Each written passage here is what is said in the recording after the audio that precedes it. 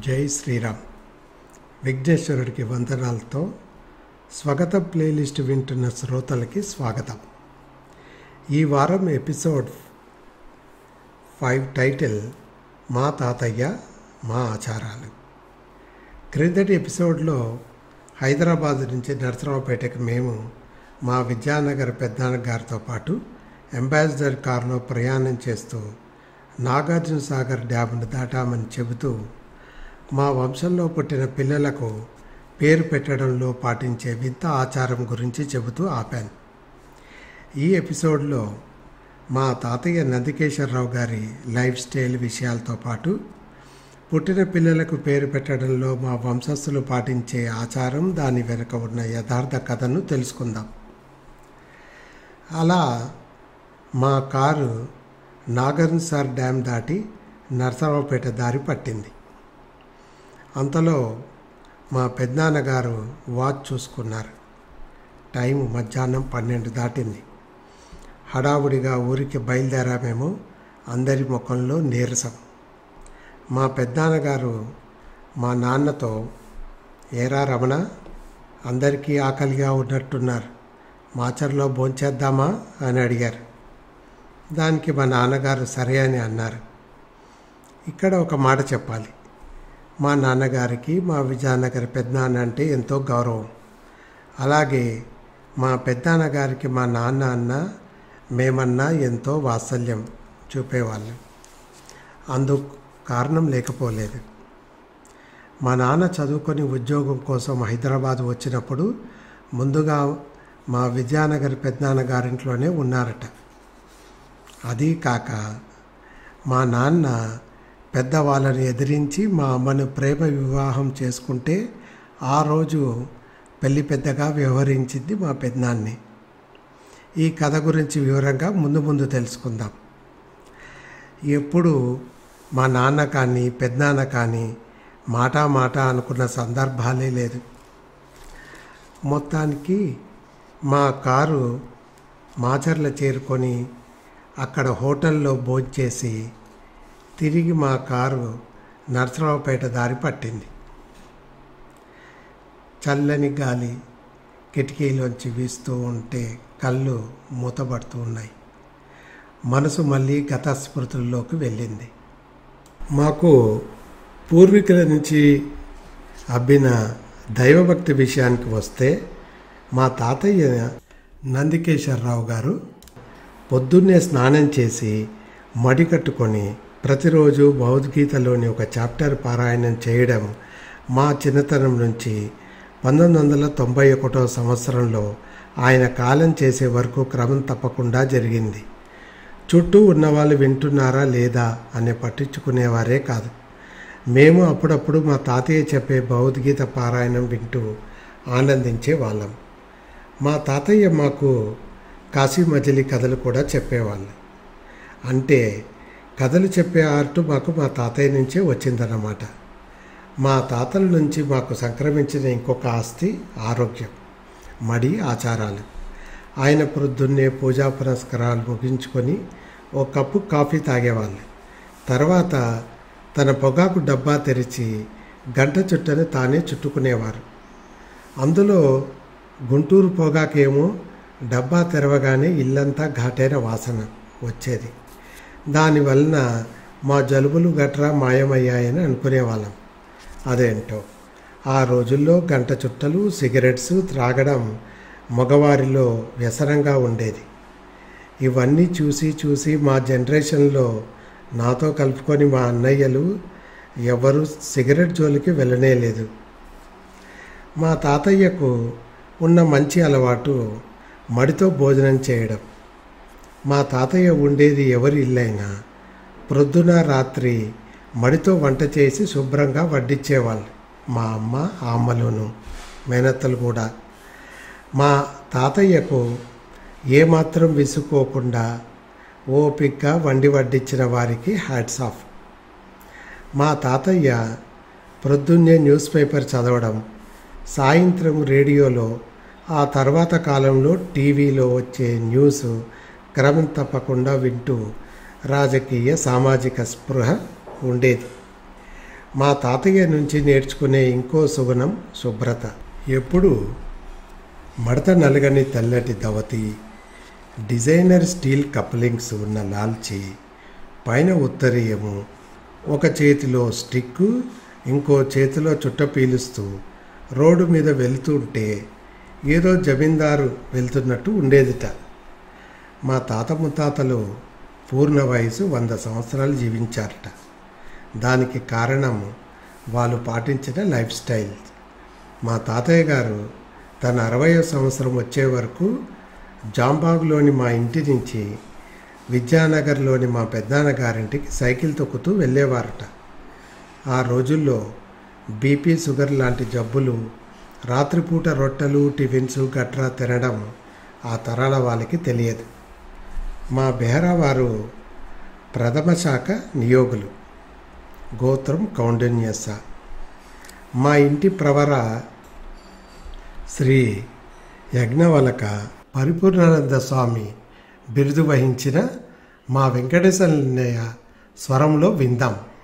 ఓం శ్రీ గురుభ్యో నమః. మహాగణాధిపతయే నమః. వందేహం మంగళాత్మానం భాస్వంతం వేద విగ్రహం జితేంద్రియం జితప్రోదం సదా ధ్యానపరాయణం యోగానంద నిలయం వందే యోగానంద మునీశ్వరం. అస్మద్గురు శ్రీ యాజ్ఞవల్క్య గురుదేవతాభ్యో నమః. చతుస్సాగర పర్యంతం గో బ్రాహ్మణేభ్యః శుభం భవతు. వాసిష్ఠ మైత్రావరణ కౌండిన్యస త్రయాశ్రయ ప్రధాన్వితాః కౌండిన్యస గోత్రాంతర్గత ఖాన్వశాఖాధ్యాయీ వెంకటేశ్వర శర్మాణం అహంభో అభివాదయేత్. మా ఇంటి ఇలవేల్పు తిరుపతి వెంకటేశ్వరుడు. అందుకే మా పేరు ముందు వెంకట అనే నామం తప్పగా ఉంటుంది. మా వంశంలో కొత్తగా పుట్టిన సంతానము పేరు పెట్టే విషయంలో ఎంతో జాగ్రత్త పడే అంశం కుటుంబంలో ఒకరికి నాగా అనే అక్షరాలు కలుపుకొని పేరు పెట్టడం. నాకు తెలిసి మా తాతల నుంచి ఈ ఆచారం ఈ రోజు దాకా కొనసాగిస్తున్నాం. ఈ వింత ఆచారానికి కారణం ఓ కథ చెప్పేవాళ్ళు మా పెద్దవాళ్ళు. ఒకానొక కాలంలో నల్లగార్లపాడు వాస్తవ్యులకు బెహరా వారి దంపతులు సంతానం లేక బాధపడుతూ పూజలు పునస్కారాలు చేసేవారట. ఈ క్రమంలో వారు నాగదేవతను ఆరాధించారట. ఆ సమయంలో ఎక్కడి నుంచో నాగరాజు అనే పిలువబడే చిన్న పాము ఇంటికి వచ్చి శ్రీనివాసం ఏర్పరచుకున్నదట. ఆ దంపతులు ఆ నాగరాజుని వాళ్ళ సంతానంలాగా భావించి చూసుకునేవాళ్ళట.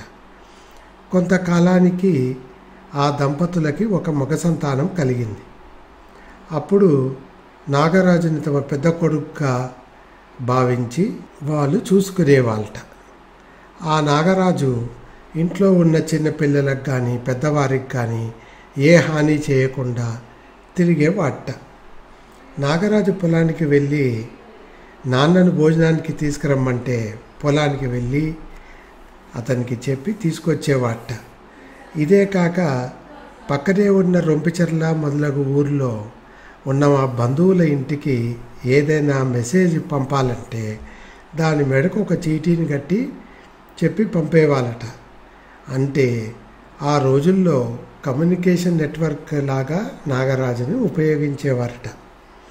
ఇలా కొంతకాలానికి పుట్టిన పిల్లవాడికి ఉపనయనం చేసే వయసు వచ్చిందట. ఉపనయన కార్యక్రమాలు చేయడానికి సంకల్పించారు. అయితే పెద్దవాడినైన తనను కాకుండా చిన్నవాడికి ఉపనయనం ఏమి అని అలక వహించాట నాగరాజు. సమయానికి పాలు కూడా తాగేవాడు కాదట.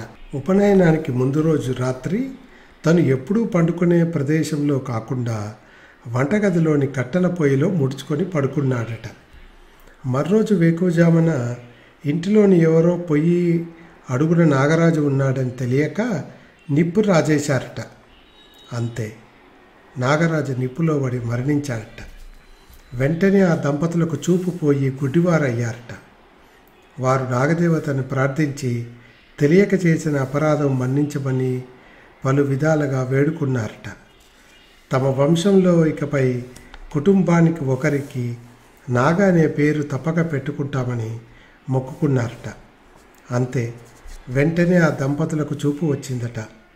అప్పటి నుంచి మా బెహ్రా వంశంలో ప్రతి కుటుంబంలో తప్పనిసరిగా ఒకరికి నాగా అనే అక్షరాలు వచ్చేటట్టుగా పేరు పెట్టుకునేవారు.